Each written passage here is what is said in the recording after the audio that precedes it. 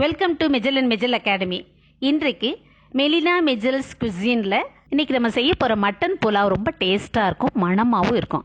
Mutton pulao வேறு, mutton biryani வேறு. Mutton பிரியாணியோட ப்ரொசீஜரே வேறு, மட்டன் புலாவ் டிஃப்ரெண்ட்டாக இருக்கும். இப்போ பாருங்கள் நம்ம எப்படி செய்ய போகிறோன்னு பார்ப்போம்.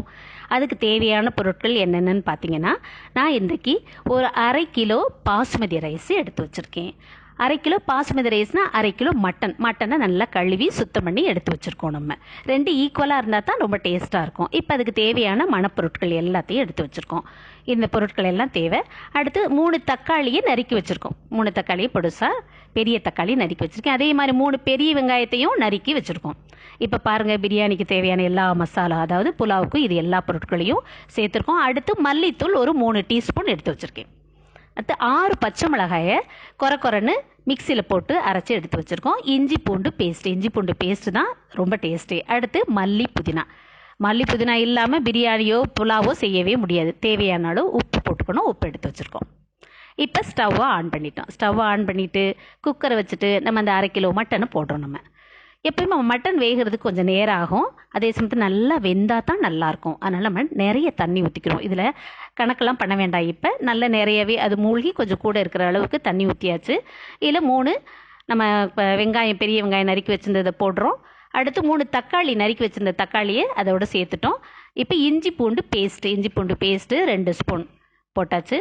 அடுத்தது என்னென்ன பொருட்கள் இருக்கோ, லவங்கப்பட்டை, மராட்டி முக்கு, ஏலக்காய், அடுத்தது இதான் மராட்டி முக்கு, ஸ்டார் ஆனிஸ் போட்டாச்சு. இது ஜாதி பத்திரி எல்லாம். அடுத்தது கிராம்பு, இது கல்பாசி. அடுத்து இது கிராம்பு. அடுத்து பிரிஞ்சி இலை. இது எல்லாத்தையும் நம்ம இப்போ இதோட என்ன செய்கிறோம், மல்லித்தூள் சேர்த்துட்டு நம்ம அரைச்சி வச்சுருந்த அந்த 6 பச்சை மிளகாயும் சேர்த்துட்டோம். இப்போ உப்பை தேவையான அளவுக்கு உப்பை போட்டு அதை கலந்து வைக்கிறோம். ஆமாம், எதுவும் மணப்பொருட்களை நம்ம வறுக்கலை, பொடியும் போடலை. இப்போ பாருங்கள், ஜீரகம் ஒரு டீஸ்பூன் ஜீரகம் சேர்த்தாச்சு. எல்லாத்தையும் சேர்த்து மூடி வைக்கிறோம். எப்பயுமே மூடின உடனே வெயிட்டை போடக்கூடாது. கொஞ்சம் நேரம் கழிச்சு லைட்டாக அது சூடான பின்னாடி தான் நம்ம வெயிட்டை எடுத்து வைக்கணும். இப்போ இது வேகிறதுக்கு கொஞ்சம் நேரம் ஆகும். எப்போவுமே ஒரு 25 மினிட்ஸ் ஆயிலும் நம்ம மட்டன் வேகிறதுக்கு கொடுக்கணும். அல்லது ஒரு 5 விசில் அப்படின்னு நம்ம ஒரு கணக்கு வச்சுக்கலாம். 5 விசில் அல்லது 25 மினிட்ஸ்னு வச்சோம்னா தான் மட்டன் நல்லா வெந்திருக்கும். மட்டன் நல்லா வெந்தால் தான் நமக்கு டேஸ்ட்டாக இருக்கும். இப்போ பாருங்கள், மட்டன் நல்லா வெந்துருச்சு. நல்லா நிறைய தண்ணி இருக்குது. அது பாருங்கள், அது குறைஞ்சிருக்கு. இந்த கலரே மாறி இருக்கு பாருங்கள். அதனால் நம்ம என்ன செஞ்சிட்டோம், நிறைய தண்ணி இருக்கிறதுனால அதை அந்த சூப்பை கொஞ்சத்தை நம்ம வடித்து எடுத்து தனியாக பவுலில் வச்சுட்டோம். நம்ம இப்போ அந்த மட்டனை அதோட ஏற்கனவே டிஸ்பிளேயில் நான் தயிர் காட்டில் பாருங்கள், அந்த தயிரை இப்போ இதோட சேர்க்குறோம். தயிர், இப்போ நெய் சேர்த்துக்கிறோம். நெய் 2 ஸ்பூன் விட்டுருக்கோம். இப்போ இந்த தயிர், நெய் இதில் இந்த மட்டன் திரும்போட நல்லா ஒரு 5 மினிட்ஸ் ஆயிலும் வேகணும். அப்போ தான் நல்லா டேஸ்ட்டாக இருக்கும். இப்போ கொஞ்சம் நேரம் நல்லா வெந்துருச்சு. வெந்த பின்னாடி நம்ம எடுத்து வச்சுருந்த அந்த மட்டன் சூப்பை ஊற்றுறோம்.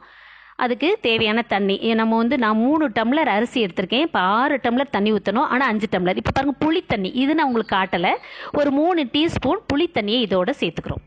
உப்பு தேவையான அளவு உப்பு போட்டாச்சு. இப்போ எல்லாத்தையும் சேர்த்து நம்ம ஏற்கனவே இந்த அரிசியை நான் 2-3 தடவை நல்லா கழுவிட்டு 1/2 மணி நேரம் ஊற வச்சு தண்ணியை ட்ரைன் பண்ணி எடுத்து வச்சுருக்கேன். இந்த அரிசி இதோட சேர்த்தாச்சு. இது மாதிரி இதுதான் அளவு. இப்போ நம்ம என்ன செய்யணும்னா, ஒரு தோசைக்கல்லை தூக்கி வச்சிடணும். தோசைக்கல்லை தூக்கி வச்சுட்டு அதில் 3 பச்சை மிளகாயும் இந்த மாதிரி மல்லி புதினாவை போட்டு வச்சிடறோம். மூடி வச்சுட்டு நெய்யையும் சேர்த்துட்டு இதை மூடி வச்சிட்டோம்னா என்ன செய்யணும்னா, ஒரு 10 நிமிஷம் ஆயிலும் இதில் இருக்கணும், ஹை ஃப்ளேமில் இருக்கணும். அப்புறம் ஒரு 5 மினிட்ஸ் லோ ஃப்ளேமில் அப்படியே வச்சுருந்துட்டு திறந்து பார்த்தோம்னா சுவையான அருமையான மட்டன் புலாவ் ரெடிங்க. பாருங்கள், பளபளன்னு இருக்குது, நல்லா இருக்குது, பார்க்கவே பயங்கர மணமாக இருக்குது.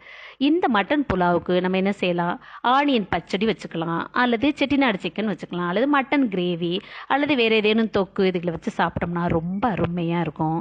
இதை நீங்கள் கட்டாயமாக செஞ்சு பாருங்கள். எங்கள் வீட்டில் இது எங்கள் எல்லாருக்கும் ரொம்ப பிடிச்சமானது. Like, share, comment, do subscribe Mejal and Mejal academy. Thank you.